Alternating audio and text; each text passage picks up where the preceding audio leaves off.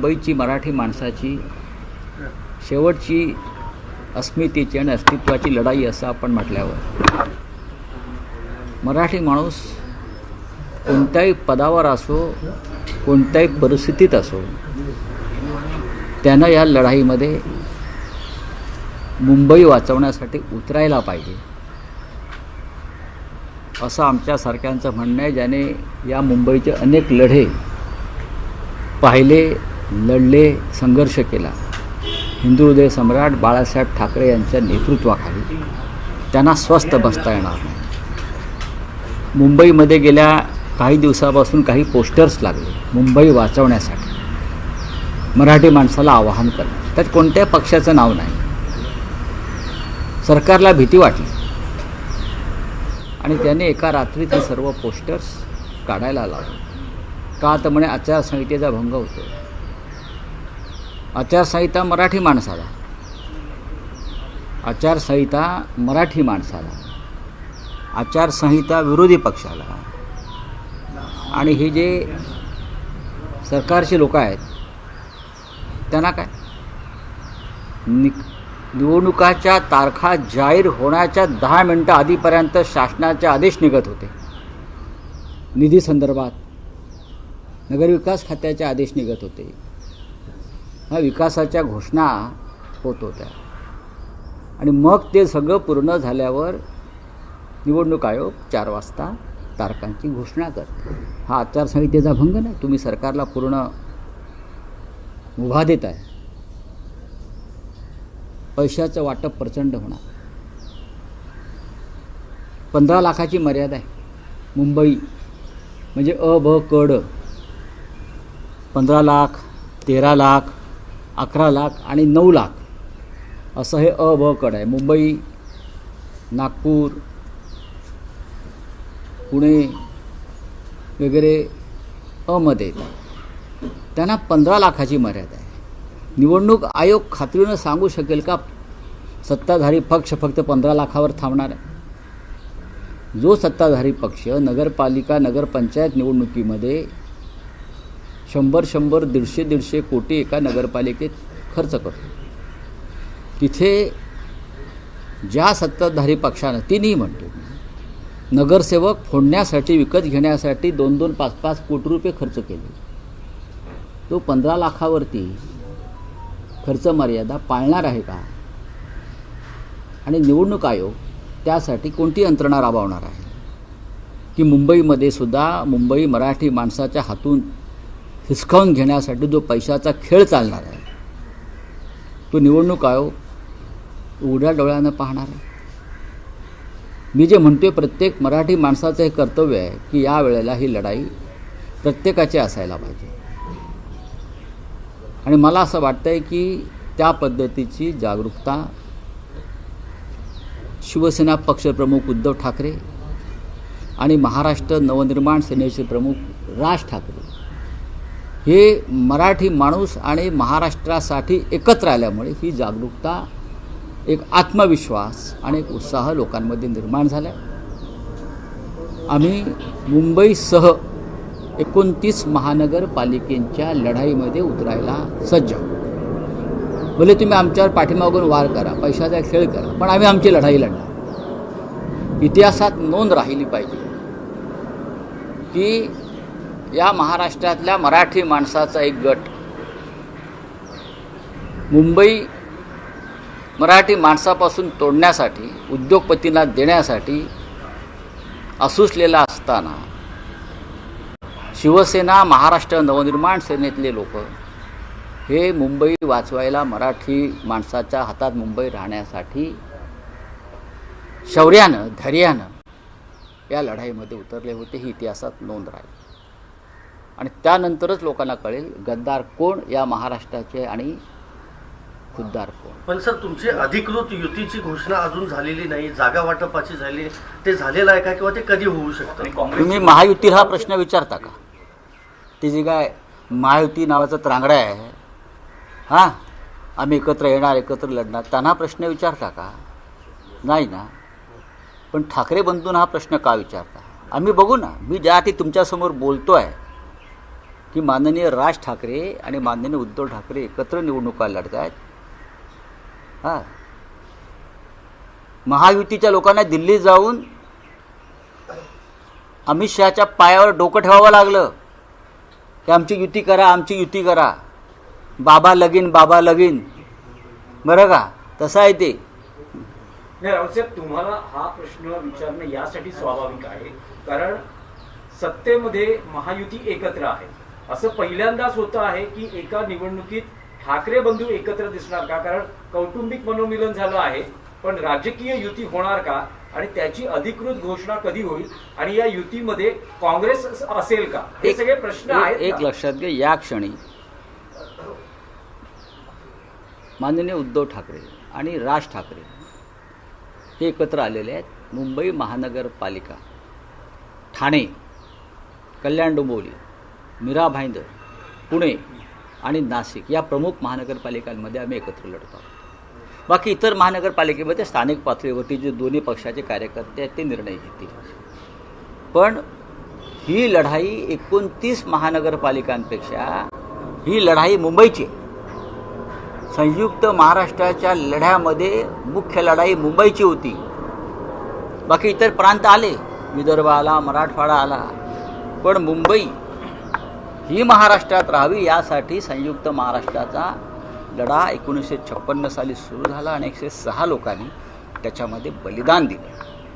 त्या बलिदानाची तयारी आम्ही आजही ठेवलेली आहे. उद्या जर हा संघर्ष झाला तर आम्ही मराठी लोक पुन्हा एकदा बलिदान द्यायला तयार आहोत. पण ही मुंबई आम्ही अमित शहांच्या घशात जाऊ देणार नाही. या महाराष्ट्राला माहिती आहे रेहमान डाकू कोण आहे, कोणाला मुंबई लुटायची आहे आणि त्यांना हे पाठबळ देणारे कोण आहेत. या मुंबईचं कराचीतील लॅरी शहर कोणी केलेलं आहे अड्डा, हे अख्ख्या मुंबईला माहिती आहे, महाराष्ट्राला माहिती आहे आणि देशाला माहिती आहे. एवढंच सांगतो मी तुम्हाला. स्पेसिफिक प्रश्न आहे. उद्धव ठाकरे, राज ठाकरे यांच्या राजकीय युतीची अधिकृत घोषणा कधी होणार? येत्या आठवड्यामध्ये ती घोषणा व्हायला हरकत नाही. हे पहा की आता जी प्रक्रिया सुरू झालेली आहे, नॉमिनेशन, विड्रॉल, ती 30-31 तारखेला संपते माझ्या माहितीप्रमाणे. 1 तारखेनंतरचे पुढले 13-14 दिवस हे प्रचाराचे आहेत. आता जे 2 पक्षप्रमुख एकत्र येतात त्यांचा काहीतरी कार्यक्रम ठरलेला असेल ना घोषणा करण्याचा, की हे आम्ही एकत्र आहोत, अशा पद्धतीने आम्ही जागा वाटप केलेलं आहे. ही भूमिका आमची मराठी माणसासंदर्भात आम्ही एकत्र येऊन काम करण्याची घेतलेली आहे. हे जर असेल तर तुमच्या मनामध्ये अशा शंका येता कामा नाहीत. काँग्रेस सोबत असणार का? काँग्रेसच्या वरिष्ठ नेत्यांशी बोलणार होता. काँग्रेस या क्षणी सोबत आहे असं मला दिसत नाही. मी मला मागे म्हणालो की बिहारच्या निकालानंतर त्यांच्यामध्ये आत्मविश्वास वाढलेला आहे. ते मागे म्हणालो. खरं म्हणजे त्याने आमच्याबरोबर मुंबईच्या या लढाईत असायला पाहिजे होतं, ही आमची भूमिका आहे. आम्ही त्यांच्या वरिष्ठांशी बोललो आहे, पण त्यांनी ती बाब स्थानिक पातळीवर सोडलेली आहे. नेहमीप्रमाणे ही बाब त्यांनी स्थानिक पातळीवर सोडलेली आहे आणि स्थानिक पातळीवरील नेत्यांना आमचं आव्हान कायम असेल की तुम्ही वेगळी चूल मांडून भारतीय जनता पक्षाला मदत होईल अशा प्रकारच्या भूमिका कोणी या मुंबईच्या लढाईमध्ये घेऊ नये. लोक हे विसरणार नाहीत. भविष्यात लोकसभा, विधानसभेच्या निवडणुका येणार आहेत, हे लक्षात घ्या. एवढंच मी त्यांना सांगितलं. शरद पवारांची स्थानिक नेते असं म्हणतात, काँग्रेसचे स्थानिक नेते असं म्हणतात की शिव्या देणारे, मारहाण करणारे यांच्याबरोबर आम्ही कसं काय जाणार? आम्ही शिव्या देतो? आम्ही शिव्या देत नाही का? मराठी माणूस आहे. एखादी गोष्ट नाही पटली, अन्याय झाला की तो उसळतो. का असतं शिव्या वगैरे? परवा अमित शहानी संसदेमध्ये शिवी घातली, साला. काय केलं आम्ही? संसद बंद पाडायला पाहिजे होती, बंद पाडायला पाहिजे. तुम्ही सहन करताय ना सगळं. कोणत्या शिव्या घातल्या, कोणाला शिव्या घातल्या? जे महाराष्ट्राच्या मुळावर येतील त्यांना जोड्यानं मारलं पाहिजे आणि त्यांना शिव्या घातल्या पाहिजे. जे शत्रू आहेत महाराष्ट्राचे, जे दुश्मन आहेत महाराष्ट्राचे, जे मुंबई आमच्यापासून तोडायला निघालेले आहेत, जे मराठी माणसाला, त्याच्या अस्मितेला सातत्यानं अपमानित करतात, त्यांना शिव्या नाही घालत आहे का ओव्या घ्यायच्या? आम्ही घालू ना शिवाय. सर, तुम्ही काँग्रेसबद्दल सांगितलं. शरद पवार यांची संभ्रमावस्था दिसते का? चंदगड पॅटर्न जो नगरपालिका निवडणुकीत अवलंबला तो बऱ्याच ठिकाणी पाहायला मिळतोय. पिंपरी चिंचवडमध्ये दोन्ही राष्ट्रवादी एकत्र आलेले आहेत. नाही, त्यांच्याशी स्वतः मी चर्चा करणार आहे. जाऊन सुरुवात झाली आहे काल. त्यांचाही आग्रह आहे की मी शक्यतो बाहेर पडू नये. पण मी गेले काही दिवस राजसाहेबांनाही भेटतो आहे. आजही मी त्यांना भेटणार आहे. चर्चा या निवडणुकीत संवाद हा चालू ठेवायचा असतो. मी या चर्चा झाल्यावरती उद्धव साहेबांच्या संमतीनं मग मी थोडासा परत थांबेन. पण शरद पवार आणि त्यांच्या पक्षाची फार मोठी भूमिका मुंबईत नाही. मुंबईच्या बाहेर नक्कीच राष्ट्रवादी काँग्रेस पक्ष शरद पवार साहेबांचा आहे. आणि आमचं आव्हान सातत्यानं आहे की आपण राज्यात एकत्र लढायला पाहिजे. आता अजित पवारांबरोबर त्यांच्या काय भूमिका आहेत हा त्यांचा अंतर्गत प्रश्न आहे. एवढंच मी सांगेन. राऊत जसे काही बॅनर्स पोस्टर्स मुंबईत लागले होते की मराठी माणसा जागा हो, सावध हो, तसे काही बॅनर्स, निनावी बॅनर्स लागलेले आहेत ज्यात असं म्हटलं जाते की जे हिंदुत्वाचे झाले नाहीत ते मराठी माणसाचे काय होणार. मुंबईकर जागा हो, एका परिवाराच्या नादी लागू नको, मुंबईचा रंग बदलू देऊ नको, आणि BMC is not a family business. BMC हा फॅमिली बिझनेसच आहे. ठाकरे परिवाराने ही मुंबई गेले 35 ते 40 वर्ष एक हाती मराठी माणसाच्या हाती देण्यासाठी जो त्याग केलेला आहे. मी ठाकरे कुटुंबाचा उल्लेख करतो. आधी हिंदुहृदय सम्राट बाळासाहेब ठाकरे, मग उद्धव ठाकरे. मुंबईचे लुटारू गेल्या 4.5-5 वर्षामध्ये कोण आहेत हे महाराष्ट्राला कळलेलं आहे. जे हिंदुत्वाचे होऊ शकले नाहीत म्हणजे काय? अमित शहा सांगतील ते हिंदुत्व नाही, किंवा अमित शहा सांगतील तो शिवसेना पक्ष नाही. ज्या दिवशी हे सत्तेत नसतील तेव्हा यांना कळेल खरे हिंदुत्ववादी कोण होते ते. अमित शहानी आमचा पक्ष फोडून निवडणूक आयोगाच्या मदतीनं, न्यायालयाच्या मदतीनं जर कोणाला सुपूर्द केला असेल तर ती डकैती आहे, डाकूगिरी आहे, चाचेगिरी आहे. त्याच्यावरती विचारधारा ठरत नाही ना. हिंदुत्वाच्या अनेक प्रश्नावर, मराठी माणसाच्या अनेक प्रश्नावर गेल्या काही दिवसामध्ये जे निर्माण झाले त्याच्यावरती ही मिंधी सेना तोंडात मिठाची गुळणी घेऊन गप्पा बसलेली आहे. अनेक प्रश्नावर हिंदुत्वाच्या. आम्ही सांगतो तुम्हाला, हे अमित शहाचे मिंधे आहेत. हा पक्ष अमित शहाचा आहे. हा पक्ष ना शिंद्यांचा ना अन्य कोणाचा. अजित पवारांचा पक्ष आणि एकनाथ शिंदेचे पक्ष हे अमित शहांच्या मालकीचे पक्ष आहे. ईव्हीएम विरोधामध्ये एवढं आंदोलन केलं, ईव्हीएम हटाव हे तुमचं नारा होता. मात्र दुसरीकडे सुप्रिया सुळे असं बोलतायत की ईव्हीएम वर मी काही बोलणार नाही, आक्षेप घेणार आहे, कारण का त्याच ईव्हीएम मुळे मी आज 4 वेळा खासदार म्हणून निवडून आली आहे. तुम्ही ईव्हीएमच्या विरोधामध्येच खरं तर आवाज उठत होता. ईव्हीएम मध्ये घोटाळे आहेत हे स्वतः शरद पवार साहेबांनी सांगितलेलं आहे. आणि सुरुवातीच्या काही काळात सुप्रिया सुळे सुद्धा ईव्हीएमच्या विरोधामध्ये होतात. सोयीनुसार भूमिका घेता येत नाही आणि बदलता येत नाही. भूमिकेवर ठाम राहायला पाहिजे.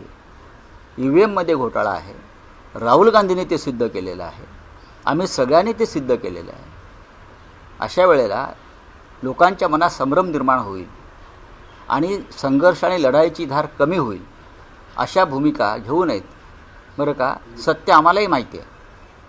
सत्याची लढाई अशा प्रकारे भरकटली जाऊ शकत नाही. मुंबई महापालिकेसाठी अध्यक्ष पद पर नितीन सर, नागपूरचं अधिवेशन की तुम्ही सतत सांगितलं त्या ठाकरे बंधूंकडून की मराठी माणसा जागा हो, सावध हो, मराठी माणसासाठी ही शेवटची निवडणूक आहे. तर गेली 25 वर्ष ज्यांची महापालिकेत सत्ता होती आणि जे मराठी अस्मितेचं राजकारण करतात, तर त्यांच्यासाठी हे अपयश नाहीये का? नाही. की जर मराठी वोट अजिबात बँकेला नाही. जर सांगितलं जात असेल नाही. बघा, हिंदुहृदय सम्राट बाळासाहेब ठाकरे यांच्या काळापासून मुंबईवर ही आक्रमण होत आहेत आणि प्रत्येक वेळेला प्रत्येक अशा निवडणुकीमध्ये मराठी माणसाला आम्ही सावध करतो. मुंबई तोडण्याचा कारस्थान आजचं नाही आहे, गेल्या 70 वर्षापासून आहे. आणि त्या प्रत्येक वेळेला प्रत्येक निवडणुकीमध्ये आम्हाला मराठी माणसाला जागं करावं लागतं. हे सत्य आहे आणि त्यात चुकीचं असं काही नाही. तुम्ही बाळासाहेब ठाकरेंच्या नेतृत्वाखाली लढलेल्या अनेक निवडणुका बघा महापालिकेच्या, आपल्याला कळेल की बाळासाहेबांनी सुद्धा प्रत्येक वेळेला मराठी माणसाला जागा करून निवडणुका लढवलेल्या आहेत आणि जिंकलेल्या आहेत. त्याच्यामुळे आम्ही जे म्हणतो आहोत किंवा राजसाहेब ठाकरे म्हणतात किंवा माननीय उद्धव ठाकरे साहेब म्हणतात मराठी माणसासंदर्भात, त्यात चुकीचं काही नाही. मराठी माणसाला भारतीय जनता पक्ष आणि मिंध्याने जे गुंगीचं औषध दिलं मधल्या काळामध्ये, त्या गुंगीतून त्याला बाहेर काढावं लागेल. नाही, पण मुख्यमंत्री असं म्हणतात की मुख्यमंत्री- चंद्रसूर्य असेपर्यंत मुंबईला महाराष्ट्रापासून तोडलं जाणार नाही. काही पक्ष हे या मुद्द्यावर भावनिक राजकारण करतात. बघा सूर्यचंद्र तुमच्या भाजपाचे नोकर नाही आहेत. सूर्यचंद्र तुमच्या भाजपचे नोकर नाहीत. सूर्यचंद्र आहेत ते राहतील. जब तक सूरज चांद रहेगा या घोषणा आम्ही पण देतो, पण सूर्यचंद्र तुमच्या मालकीचे नाहीत. जरी तुमचा देश मालकीचा तुम्ही लोकशाही मालकीची केली असली तरी सूर्यचंद्र स्वतंत्र आहे आणि सूर्यचंद्राचा आशीर्वाद मुंबईतल्या मराठी माणसाला आहे आणि म्हणून ही मुंबई महाराष्ट्रात राहिली. काँग्रेसचे ज्येष्ठ नेते त्या काळातले सखा पाटील बरं का यांनीही वेगळ्या प्रकारे घोषणा दिली होती, सूर्यचंद्र असेपर्यंत मुंबई महाराष्ट्राला मिळणार नाही. तेव्हाही आचार्यात्रे म्हणाले सूर्यचंद्र तुमच्या बापाचे नोकर नाहीत, ते आमचे. तेव्हा या घोषणा देवेंद्रजींनी देऊ नये. मुंबईतला मराठी माणूस आणि मुंबईचं अस्तित्व धोक्यात आहे आणि तुम्ही तर अधिक धोक्यात आणता या निवडणुकीत, हे मान्य करा. आणि आम्हाला असं वाटतं की आमची लढाई ही मुंबई आणि महाराष्ट्र आणि मराठी माणसासाठी आहे.